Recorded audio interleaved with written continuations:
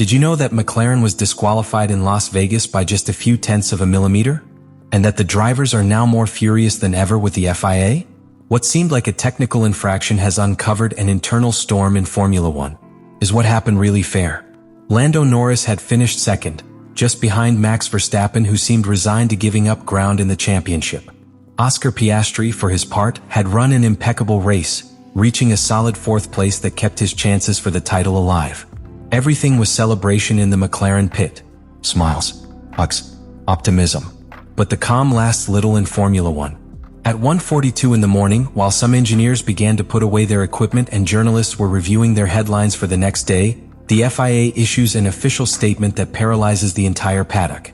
Both McLaren cars have been disqualified for a technical infraction. The skid of their cars has exceeded the wear limit allowed by the technical regulations. The impact is immediate. Silence takes over the McLaren pit. Nobody speaks. Nobody blinks. The disaster has materialized without warning. The penalty is not minor. Lando Norris loses his second place. Oscar Piastri the fourth. But the most critical thing, the points.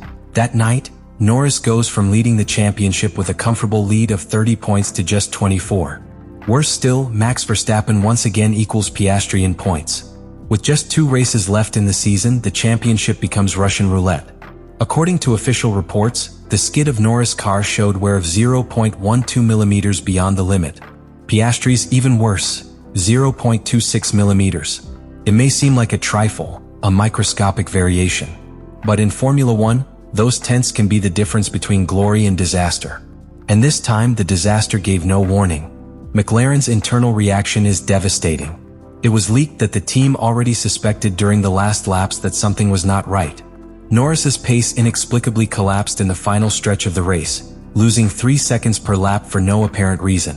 By radio he was asked to reduce speed on specific curves. Officially they said it was for fuel. The truth was different.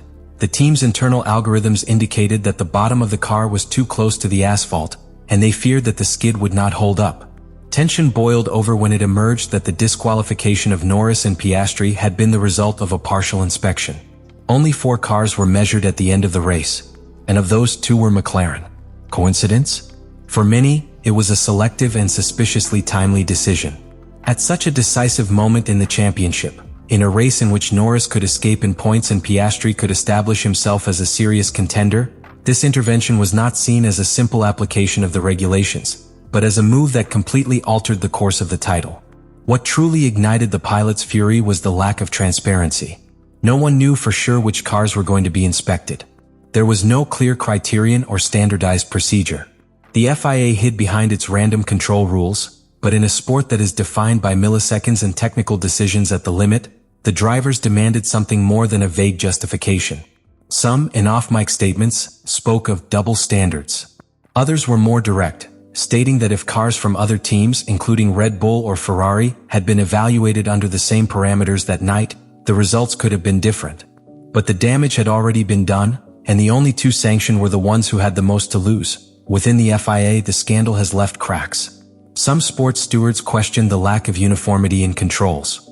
Even from within the federation, dissonant voices emerged about the rigidity of the rule, which does not contemplate exceptions for extraordinary conditions like those offered by Las Vegas, an urban circuit with bumpy asphalt, low-load curves, and long straights where the cars reach absurd speeds.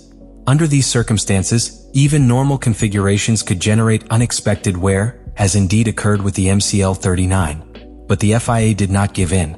He reaffirmed the validity of his procedure and made it clear that there would be no reconsideration.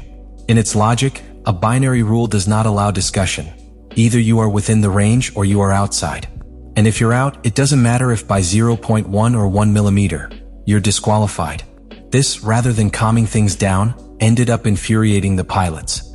The majority understands that the regulations must be followed, but they demand equal conditions for everyone. And that night, those conditions did not exist. Consequently, several key figures in the paddock are pushing for changes to post-race inspection methods. Some propose that all cars be measured if there are exceptional conditions. Others suggest that the FIA should enable mandatory sensors to measure wear in real time, just as they already exist to monitor brake temperature, tire pressure, or fuel flow. After the race, the team inspected both cars and discovered additional damage to the lower chassis. Blows that had accumulated lap after lap, and that explained Norris' sudden collapse in performance. His engineer asked him to reduce speed in 3 key corners, not for fuel as was publicly stated, but to try to mitigate contact with the ground. It was a desperate attempt to preserve the thickness of the skate. But the damage was already done. The paradox is brutal. McLaren was a victim of its own technical excellence. The same design that has given them victories, podiums, and the reputation of the best balanced car on the grid became their executioner. The MCL39 is a car that lives on the edge. And Las Vegas showed that this limit, if it is not adapted to the context, becomes a trap. Andrea Stella explained it coldly. We were confident that the chosen configuration was safe. We saw no signs of porpoising in practice. We had no simulations to alert us. But during the race, the behavior changed. The porpoising reappeared and damaged the car without us being able to react. This technical block leaves a clear lesson. In modern Formula One, it is not enough to be the fastest. You have to be the most precise. And when everything is measured in millimeters, any excess is a sentence. In a sport where the rules are written in millimeter stone and regulatory compliance is the pillar on which the credibility of the championship is built, the 2025 Las Vegas Grand Prix left an open wound exposed. Regulatory ambiguity and the absence of clear precedents in the technical application of the most critical regulations.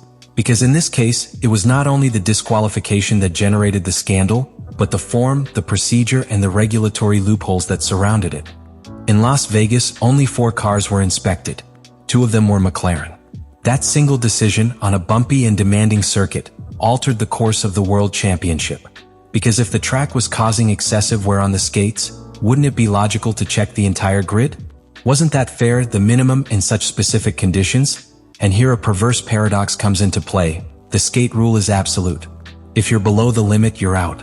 It doesn't matter if it was due to an unexpected bounce, damage during the race, or due to asphalt conditions. But that strict rule is applied, selectively. This creates a completely incoherent scenario.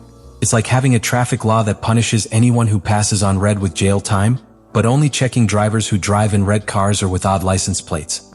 The criticism of the pilots is not against the rule itself, but against the method of application. They want equality, they want consistency, and they want guarantees.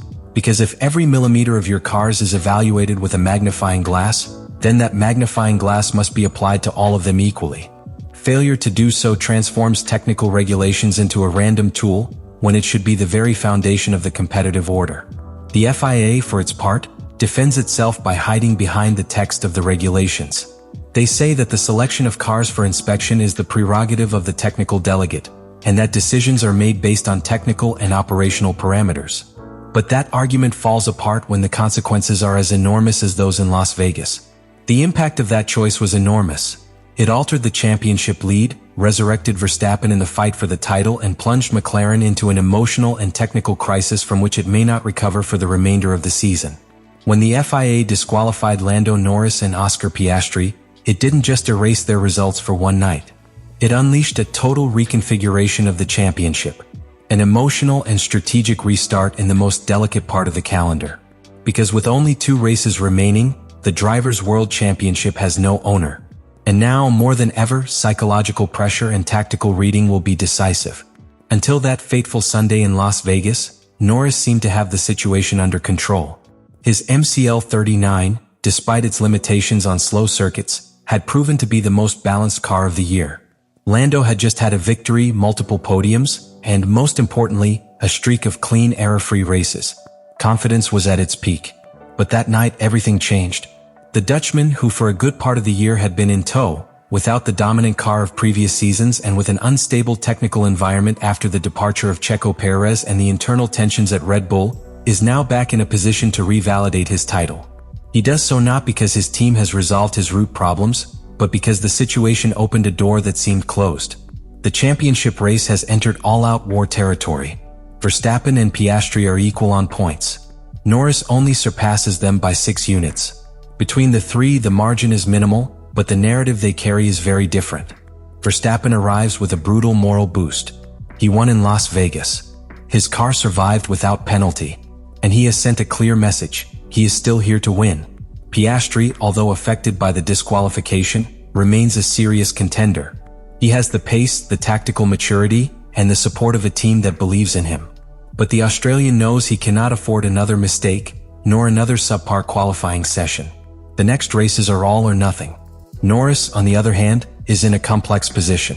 He is still the leader but has lost the points cushion. And worse still, he has lost emotional control of the championship. Because now he must race knowing that the margin has disappeared, and that any incident, any bad pit stop, any untimely red flag can cost him the title. In such a tight championship, the mental factor is what defines the champion. And Norris has never been so close, or so pressured. The last two events of the year will not be ordinary races. They will be psychological, logistical, political exams. The 2025 championship won't be decided just by who is the fastest.